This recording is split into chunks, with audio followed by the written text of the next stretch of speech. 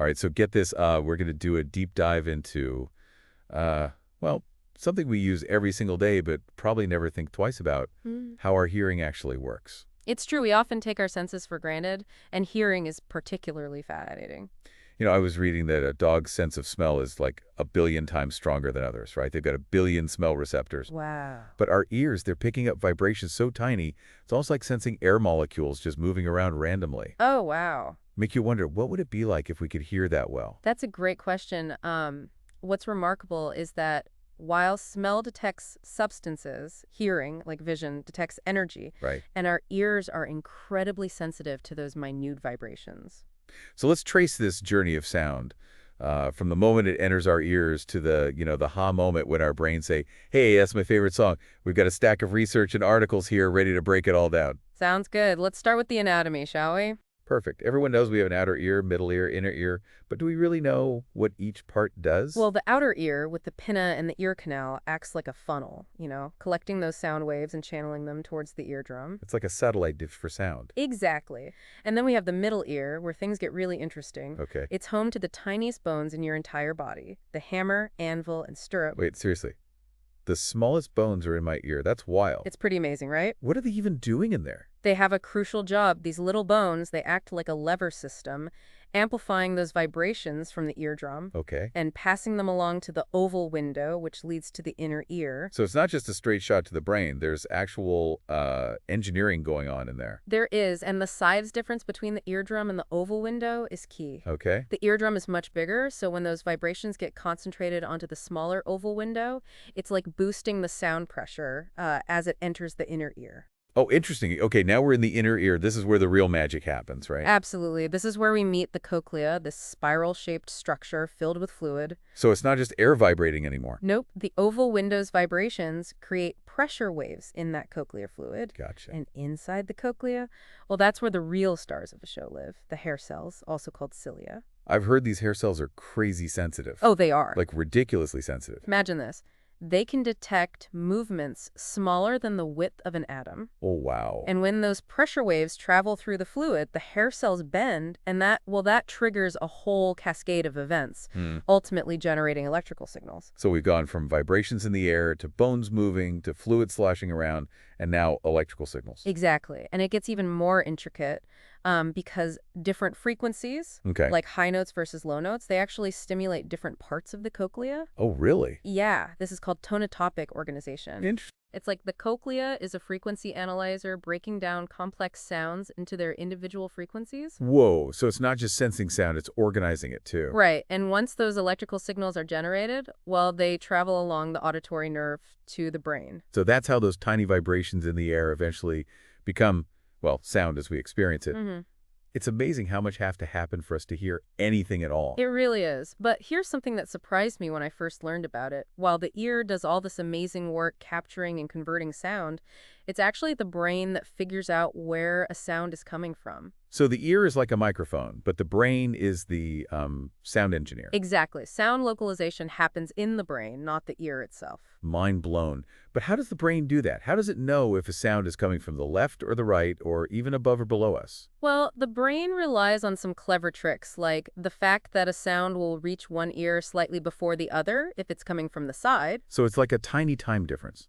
Yes, and the brain can detect that difference and use it to calculate the sound's location. Wow, incredible. Exactly. And the brain also uses the difference in loudness between the two ears. Ah, I get a better sense of where a sound is coming from. okay. And believe it or not, even the shape of your outer ear, the pinna, it helps the brain figure out if a sound is coming from above or below. I never would have guessed that the shape of my ear had anything to do with locating sounds. Yeah, it's pretty amazing. It's incredible how much is going on behind the scenes that we're completely unaware of. Absolutely. It highlights just how much we take our hearing for granted until something goes wrong. Which brings us back to hearing loss. Right. We talked about the two main types, conductive, where something's blocking the sound waves, and sensorineural, which is damage to the inner ear or the auditory nerve. Let's dig into that a bit more. Okay. What are some of the most common causes of these types of hearing loss? Well, for conductive hearing loss, some common culprits are earwax buildup, ear infections, especially in children, and a condition called otosclerosis. Otosclerosis. What's that? It's where bony growths form around the stirrup bone in the middle ear. Okay. Remember that tiny bone that helps amplify vibrations? Well, these growths can restrict its movement, and that prevents sound from being transmitted effectively to the inner ear. So it's like the sound gets muffled before it even reaches the cochlea. Exactly. But the good news is that conductive hearing loss is often treatable. Okay. Earwax can be removed, infections can be treated with antibiotics, and otosclerosis can often be addressed with surgery. That's a relief. But what about sensorineural hearing loss? Is that as treatable? Unfortunately, it's not as straightforward. Oh, no. As we mentioned before, damage to the hair cells in the cochlea is a major contributor to sensorineural hearing loss, and those hair cells, well, they don't regenerate. So once they're damaged, that's it. Essentially, yes. And it's not just loud noises that can cause damage. Oh. Certain medications, some illnesses, even just aging can play a role. So this type of hearing loss is often permanent? In many cases, yes, but there are things that can be done to help people with sensorineural hearing loss. Okay. Hearing aids can amplify sound, and for more severe cases, cochlear implants can actually bypass those damaged hair cells and directly stimulate the auditory nerve. That's amazing. Technology is really stepping up to help people with hearing challenges? It is, and the research continues to advance, looking for even better ways to prevent and treat hearing loss. Speaking of hearing challenges, let's talk about tinnitus, that constant ringing or buzzing in the ears. It sounds maddening. Tinnitus is a fascinating condition. It's essentially the perception of sound when there's no external sound source. So it's like a phantom sound. Exactly. And while it can be a symptom of other conditions like hearing loss, sometimes the cause is unknown. What's the thinking on how it happens? Is it all in the brain? Well, one theory is that it's the brain's way of trying to compensate for a loss of input from damaged hair cells. Imagine it like this. The brain is used to receiving a certain level of input from the ears. When that input decreases, the brain sometimes tries to, well, fill in the gaps by creating its own sounds. Wow, so it's like the brain is playing tricks on itself. In a way, yes. It's still not fully understood, but research suggests that the brain can actually rewire itself after hearing loss. Oh, wow. And sometimes this rewiring can lead to tinnitus. Is there anything that can be done to treat tinnitus? It can be challenging to treat, but there are various approaches. Okay. Some people find relief with sound therapy, which uses external sounds to mask the tinnitus. Okay. Others benefit from cognitive behavioral therapy, which helps them learn to cope with the tinnitus and reduce its negative impact on their lives. It's interesting how our perception of sound can be influenced by both the physical workings of the ear and the complex processing that occurs in the brain. Right. It's a reminder that our senses are not just passive receivers of information, but, well, active interpreters of the world around us. That's a great point. It's all interconnected. Yeah. And it highlights the importance of considering both the biological and the psychological aspects of hearing and hearing-related conditions. Well, we've certainly delved deep into the world of hearing today. We've explored the intricate anatomy of the ear, those amazing little bones, the cochlea, and the role of the brain in localizing sound. We have, and we've only just begun to unravel their secrets. We've also just scratched the surface of what can go wrong with our hearing. I'm already feeling like I need to be way more careful with my ears. But before we get into all that, let's take a quick break. Okay, we're back, and I don't know about you, but I'm already looking at my headphones a little differently after that first segment. Right. Our ears are way more complex than I ever realized. That's true. Before the break, we were talking about how the brain actually figures out where sound is coming from, not the ear itself. Right. I'm still blown away by that. Yeah, it's pretty remarkable, isn't it? It's like having this built-in GPS for sound. Totally. So, spill the beans. How does it work? Well, one key is the interaural time difference. Okay. This just means that sound from a source off to one side will reach one ear a tiny bit faster than the other. So even if it's like a fraction of a second, our brains can pick up on that. Yeah, they can. And that tiny difference is all it takes for the brain to start calculating where the sound is coming from. It's like how you can tell if a car is coming from your left or right just by which ear hears it first. Exactly. And on top of that, the brain also uses what's called the interaural level difference. Okay. Basically, the sound is going to be slightly louder in the ear that's closer to the source. So the brain is processing all this information in real time. Yes. The time difference, the volume difference, it's like a constant sound calculation happening in our heads. It really is. And then to make things even more complex, remember the pinna, the outer part of the ear? Well, the shape of the pinna actually modifies sound, depending on whether it's coming from above or below us. Yeah, and over time, our brains learn to interpret those subtle changes to pinpoint a sound's location in 3 dimensions. Wow, I never would have guessed that the shape of my ear had anything to do with locating sounds. It's pretty wild, isn't it? It's incredible how much is going on behind the scenes that we're, like, completely unaware of. Absolutely. It highlights just how much we take our hearing for granted, until something goes wrong. Right, which brings us back to hearing loss. We Yes. talked about the two main types, conductive, where something's blocking the sound waves, and sensorineural, which is damage to the inner ear or the auditory nerve. Let's dig into that a bit more. Okay. What are some of the most common causes of these types of hearing loss? Well, for conductive hearing loss, some common culprits are earwax buildup, ear infections, especially in children, and a condition called otosclerosis. Otosclerosis? What's that? It's where bony growths form around the stirrup bone in the middle ear. Remember that tiny bone that helps amplify vibrations? Well, these growths can restrict its movement, and that prevents sound from being transmitted effectively to the inner ear. So it's like the sound gets, I don't know, muffled, I guess, Yeah. before it even reaches the cochlea. Exactly. But the good news is that conductive hearing loss is often treatable. Earwax can be removed, infections can be treated with antibiotics, and otosclerosis can often be addressed with surgery. That's a relief. But what about sensorineural hearing loss? Is that as treatable? Unfortunately, it's not as straightforward. As we mentioned before, damage to those hair cells in the cochlea is a major contributor to sensorineural hearing loss. And those hair cells, well, they don't regenerate. So once they're damaged, that's it. Essentially, yes. And it's not just loud noises that can cause damage. Certain medications, some illnesses, even just aging can play a role. Oh, wow. Yeah, it's a lot to keep in mind. So this type of hearing loss is often permanent. In many cases, yes, but there are things that can be done to help people with sensorineural hearing loss. Like what?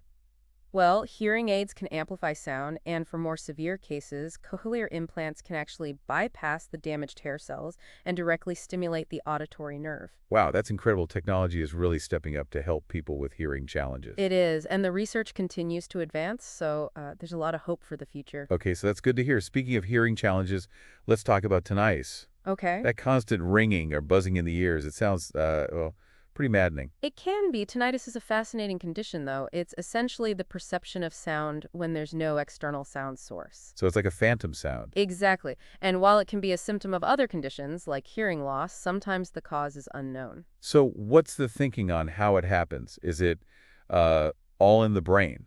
Well, one theory is that it's the brain's way of trying to compensate for a loss of input from damaged hair cells. Imagine it like this. The brain is used to receiving a certain level of input from the ears.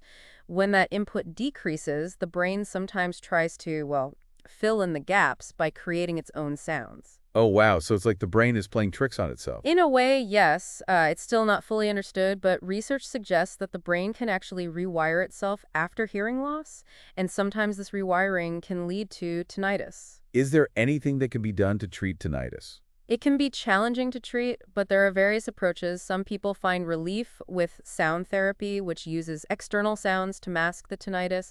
Others benefit from cognitive behavioral therapy, which helps them learn to cope with the tinnitus and, reduce its negative impact on their lives. It's interesting how our perception of sound can be influenced by both the physical workings of the ear and the complex processing that occurs in the brain.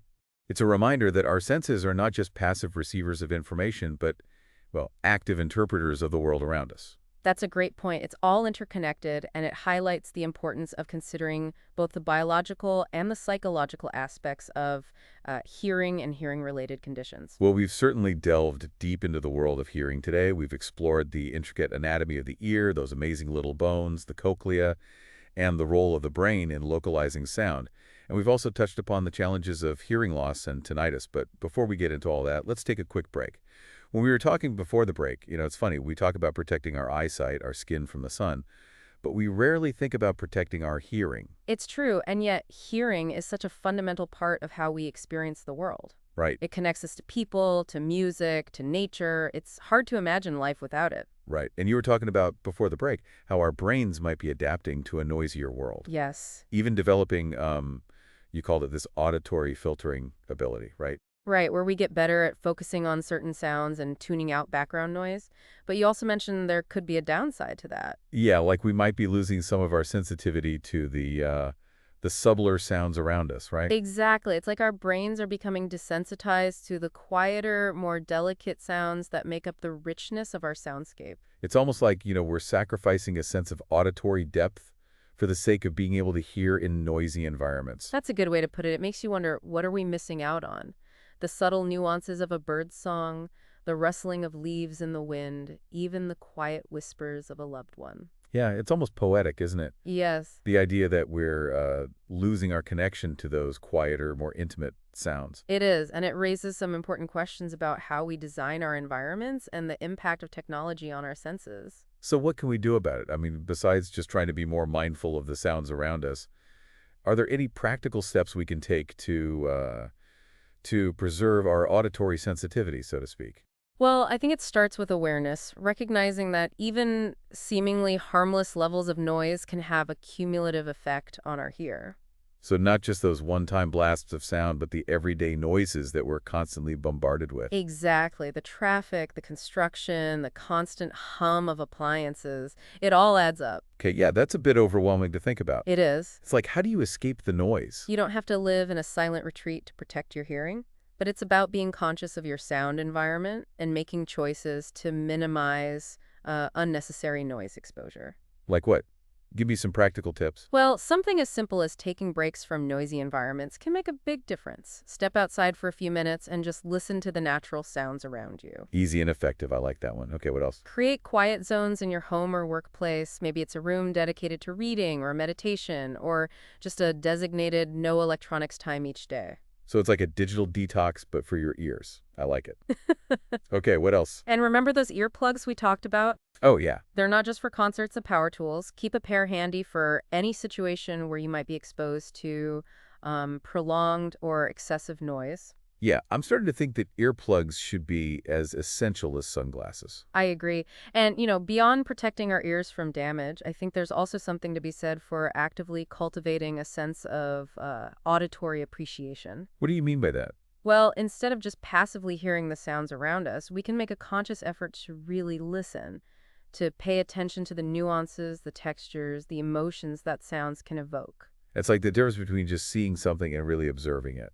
Exactly. There's a whole world of auditory beauty out there that we often miss because we're not really listening. So how do we cultivate this auditory appreciation? Any tips? Well, one simple practice is to take a few minutes each day to just sit in silence and listen to the sounds around you. Focus on the details, the chirping of birds, the distant rumble of traffic, the ticking of a clock. It's like mindfulness meditation, but for your ears. Precisely. And you can also try listening to music with a more focused attention. Pay attention to the different instruments, the harmonies, the rhythms. Really immerse yourself in the sonic experience. Yeah, I love that. It's about turning listening from a passive activity into an active one. Exactly. And who knows, maybe by actively engaging with our sense of hearing, we can counter that trend of auditory desensitization and rediscover the richness of our soundscape. I'm feeling inspired. I think we've given our listeners a lot to think about today, from the incredible complexity of how we hear to the challenges of hearing loss and the importance of protecting this precious sense. Absolutely. We've certainly explored the world of sound from all angles. We have. We've also touched on some pretty mind-blowing concepts, like how our brains might be adapting to a noisier world and how we can cultivate a deeper appreciation for the sounds around us. So, as we wrap up this episode, I want to leave our listeners with one final thought. We've talked about the science of hearing, the challenges, the technology, but at the end of the day, hearing is about so much more than just perceiving sound. It's about connection to people, to music, to nature, to the world around us. So go out there and listen, really listen, and appreciate the symphony of sounds that make up the soundtrack of your life.